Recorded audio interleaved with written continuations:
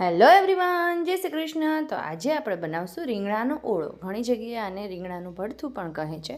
હવે આવી રીતે ઓળાના સ્પેશિયલ રીંગણા આવે છે, એને લઈ વોશ કરી અને નીચેથી 2 સ્લીટ મારી દેવાના છે અને પછી આને આવી રીતે ડાયરેક્ટ ફ્લેમ પર જ શેકવાના હોય છે અને અંદર વચ્ચે લસણની કળી પણ તમે ફિક્સ કરી શકો છો। મેં નથી કરી, ઓપ્શનલ છે। અને પછી સરસથી શેકાઈ જાય પછી તમારે એમાં સ્કીન રિમૂવ કરી નાખવાની છે અને આવી રીતે ચમચાની મદદથી જ એને કટ કરી લેવાનું છે। શક્ય એટલી નાઈફ ઓછી ટચ કરાવવાની છે। હવે એ કટ થઈ જાય પછી તમે એમાં તેલ મૂકી અને હિંગ નાખી રાઈ જીરાનો વઘાર કરી લસણ આદું લીલા મરચાં અને લીમડાના પાનનો વઘાર કરવાનો છે। હવે એમાં લીલા કાંદા લીલું લસણ વિન્ટરમાં મળે છે માટે અત્યારે મેં નથી નાખ્યું, એનો પણ સ્વાદ ખૂબ જ સરસ લાગે છે। અત્યારે મેં સૂકું લસણ નાખ્યું છે।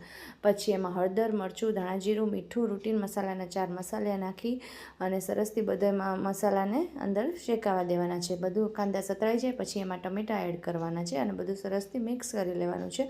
હવે ધીરા ગેસે ટમેટાને પણ ચડવા દેવાના છે। ટમેટા સરસથી ચડી જાય પછી જે આપણો શેકેલો રીંગણાનો ઓળો હતો એને આમાં મિક્સ કરી લેવાના છે। આ તમારે એક મીલ પ્રેપમાં પણ તમે કરી શકો છો। સાંજે ક્યાંક તમારે બહાર જવાનું હોય તો તમે સવારે રીંગણાના ઓળાને શેકી લો તો સાંજે આવીને ફટાફટ તમારે વઘારતા વિધિને 3 થી 4 મિનિટમાં તમારું શાક રેડી થઈ જાય છે।